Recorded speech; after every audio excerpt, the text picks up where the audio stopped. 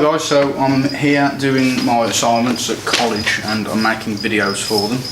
In this one we're going to be demonstrating the correct handling, restraint and health checking of two species of reptiles, mammals and invertebrates.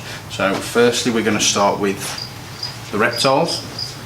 This is our resident bearded dragon. Rhaegar is his name, I think, or her name, I'm not quite sure. I just call her Beardy. Well, anyway, when you're handling bearded dragons, you want to look out for signs of weakness in the limbs. This might obviously tell a sign of MBD, which is metabolic bone disease. And the way we feed them, this specific dragon gets fed 8 crickets at a time, if I'm correct. We've got the crickets here. I think she's already been fed this morning, so I'm just going to feed her a couple and then go through the feeding. So firstly, I'm going to get a cricket and you put it in this Nutrobal. It's a calcium powder, it's a supplement. You shake it up so the cricket is totally covered. Put it in there and then she'll eat it.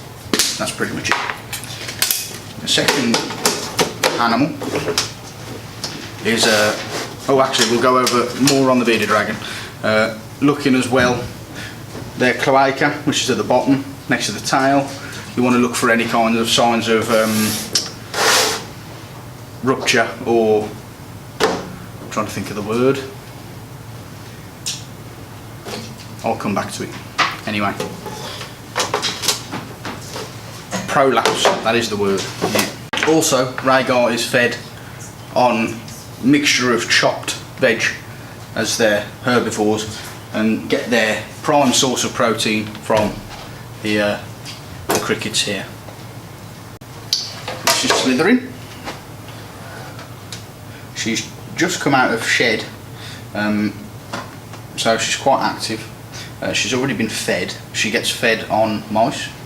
Again, same principle as the bearded dragon. You want to look at the cloaca if visible, see if there's any signs of prolapse or infection along the bottom side of the snake. You want to make sure her eyes are clear and that there's no shed skin still left over the eyes. Again, you can tell just by the way she moves that she's quite active, so she seems quite healthy. She's already been fed. I don't have mice on me to feed her, so I won't be able to do that. But restraint wise, there are a number of ways you can restrain snakes. Put them in pillowcases. You can use snake hooks as well, depending on what kind of snake, be it venomous. You'd want to use a snake hook, but this is just a regular slate morph corn snake. Slithering, she's quite active.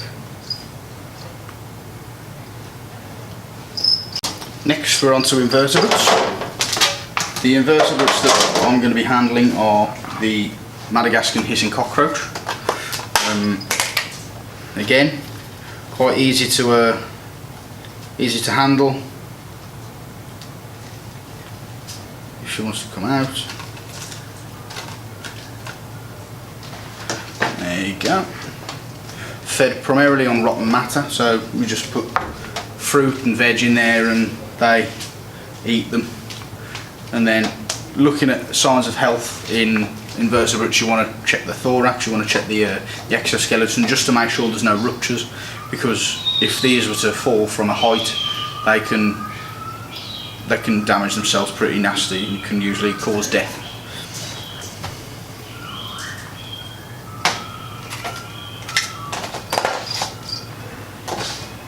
Again, the next species that we're going to be looking at, who's just gone into a defensive posture and food. Yeah, nice. It's a giant African millipede. I don't want to touch the rear end of it because it can be quite poisonous. As you can see, she's gone into a defensive curl, and she's not enjoying. I don't think they'd enjoy being handled much. But again, looking at the exoskeleton, you want to look for any ruptures. Oh, here she comes. I lied. Maybe she does like being handled.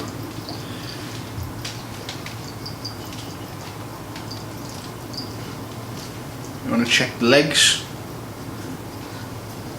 antennae,